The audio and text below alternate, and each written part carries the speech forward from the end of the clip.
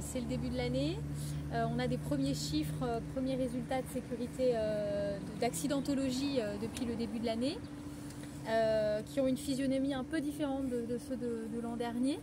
L'an dernier, on était sur une forte baisse du nombre de décès. On est passé entre 2022 et 2023 de 45 à 30 décès sur nos routes. Donc c'est un beau résultat, c'est vrai, c'est encore 30 décès de trop à déplorer, mais par contre quand même une large baisse. On constatait par contre une augmentation de nos accidents et de nos accidents hospitalisés. Donc voilà, on n'était pas tout à fait, je me permets de vous redonner les chiffres, voilà. Moins 33% de tués en 2023 par rapport à 2022, mais plus 22% de blessés. Donc voilà, il ne suffit pas de se réjouir, c'est de dire que la sécurité routière, il y a les morts sur les routes, mais il y a aussi tous les blessés, toutes les personnes qui sont ensuite hospitalisées, handicapées suite à un accident de la route, et ça c'est important. Depuis le début de l'année, on est sur des résultats voilà, qui méritent attention, puisque à date, donc au 23 février, nous sommes à 7 décès depuis le début de l'année sur l'ensemble du département, contre 5 l'an dernier, ce qui correspond à une hausse de 40%. Nous avons aussi une augmentation de nos blessés hospitalisés. Donc en fait, on a une augmentation de nos accidents graves, mortels ou blessés graves depuis le début de l'année. Donc voilà, une forte vigilance à avoir. Les forces de l'ordre, les services de l'État sont fortement mobilisés pour vraiment continuer, poursuivre les contrôles, les actions de prévention. Donc ça c'est le premier message vraiment qu'on veut passer en ce début d'année, c'est attention, on a plus d'accidents graves depuis le début de l'année par rapport à l'an dernier, on n'est qu'au début de l'année, donc vraiment rappeler les messages de vigilance et de prévention aux automobilistes réunionnais.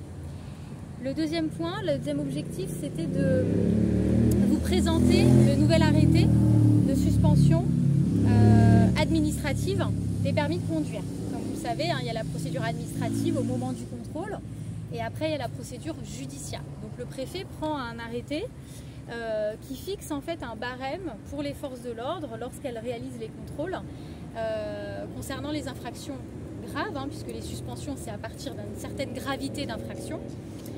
Et donc on avait deux objectifs dans la révision de cet arrêté de suspension administrative du permis de conduire. C'est d'une part le clarifier, c'est-à-dire que je ne sais pas si certaines regardaient un peu l'ancien, le nouvel arrêté. Il y a beaucoup de choses qui ont été clarifiées en fait, qui n'étaient pas forcément très bien écrites avant, qu'on a mieux écrit. Donc ça donne l'impression de plusieurs changements, mais en fait on a surtout clarifié la rédaction pour les automobilistes, pour les forces de l'ordre, pour que ce soit plus clair pour tout le monde. On a aussi voulu, de manière modérée, mais tout de même, augmenter la durée de suspension du permis de conduire pour les infractions les plus graves. Je donne un exemple pour l'alcoolémie, qui est une infraction très grave et on le sait, c'est une des causes principales des accidents mortels sur nos routes.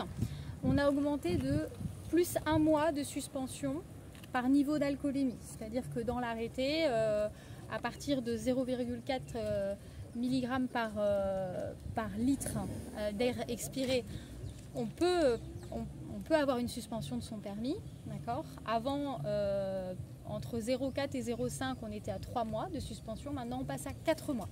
C'est-à-dire qu'on a augmenté la durée de suspension pour l'alcoolémie. On a aussi, et ça c'est une infraction grave, créé une suspension pour le refus d'obtempérer.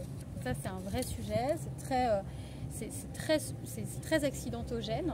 Donc on a ajouté une suspension du permis de conduire de 6 mois pour le refus d'obtempérer.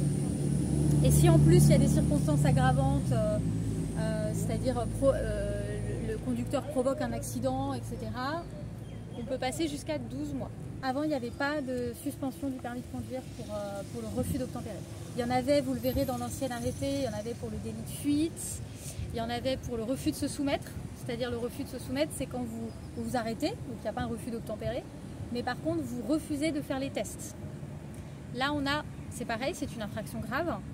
Donc on a augmenté aussi, on est passé de 8 à 9 mois de suspension du permis. Ça existait déjà et là on a augmenté. Donc en fait, voilà, pour simplifier les choses, on a clarifié la rédaction de l'arrêté et on a augmenté la durée de suspension pour les infractions graves, l'alcoolémie, le refus de se soumettre. On a créé la suspension de 6 mois pour le refus d'obtempérer. On a aussi harmonisé pour que ce soit plus lisible. C'est-à-dire que jusqu'à présent, pour les excès de vitesse de plus de 40 km/h au-delà de la vitesse autorisée, on avait une petite différence en fonction du type de route en fait. Si vous étiez en zone urbaine ou vous étiez sur la 4 voies. Là, on a tout harmonisé à 6 mois de suspension. Avant, il y avait une petite différence, 5 mois, 6 mois. Maintenant, tout est harmonisé, donc c'est aussi plus lisible.